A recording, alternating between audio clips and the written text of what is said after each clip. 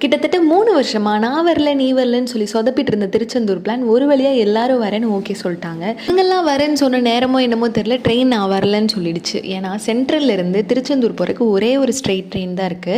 3 மாசத்துக்கு முன்னாடி பார்த்தாலே அந்த ட்ரெயினில் டிக்கெட் இருக்காது. அது எப்போ ஓப்பன் ஆகுது எப்போ க்ளோஸ் ஆகுதுன்னே தெரியாது. ஐயையோ டிக்கெட் வேற இல்லை, இவங்க எல்லாரும் மனசு மாறிடுவாங்கன்னு சொல்லி நான் கனெக்டிங் ட்ரெயினாவது போட்டு போயிடலான்னு சொல்லி பிளான் பண்ணிட்டேன்.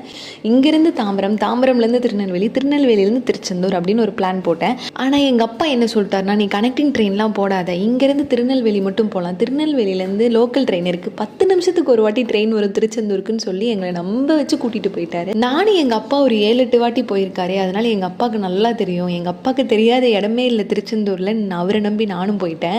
அங்கே போய் 5 மணிக்கு இறங்கினா அடுத்த ட்ரெயின் 8 மணிக்கு தான் திருச்செந்தூருக்குன்னு சொல்லிட்டாங்க. சரி, நான் ஆளுக்கு ஒரு பாதாம் பாலை குடிச்சிட்டு பஸ்ஸில் போகலான்னு முடிவு பண்ணிட்டோம். இந்த பஸ்ஸில் போகும்போது விண்டோ சீட்டில் உட்காந்துட்டு வேடிக்கை பார்க்குற ஒரு சந்தோஷம் எதுலேயுமே கிடைக்காது. ஒரு வழியாக திருச்செந்தூர் வந்துட்டோம். இங்கே தான் இருக்குது மெயின் சம்பவமே. சம்பவம் யாருக்குன்னா கிறிஷுக்கு கிடையாது, என் தம்பிக்கு தான். ஏன்னா ஃபஸ்ட்டு மொட்டை அப்போவே அவனை பிடிக்க ரொம்ப பயந்துட்டான். அவனுக்கு கையெல்லாம் நடுங்க ஆரம்பிச்சிருச்சு. சரி, 2வது தானே மொட்டை போட போகிறோம், இவன் கொஞ்சம் வளர்ந்துட்டான், இவன் பயப்பட மாட்டான் இவனை பிடிக்கிறதுக்கு அப்படின்னு சொல்லி பார்த்தா இப்பயும் அதே மாதிரி பயந்துட்டு கை நடுங்க ஆரம்பிச்சிருச்சு. மொட்டையெல்லாம் போட்டுட்டு தரிசனம் முடிச்சுட்டு எங்கள் அம்மா அப்பாவுக்கும் முருகருக்கும் பாய் சொல்லிட்டு கிளம்பிட்டோம். ஏன்னா அம்மா அப்பாவும் அப்படியே டேரெக்டாக வந்து திருப்பூர் போகிறாங்க.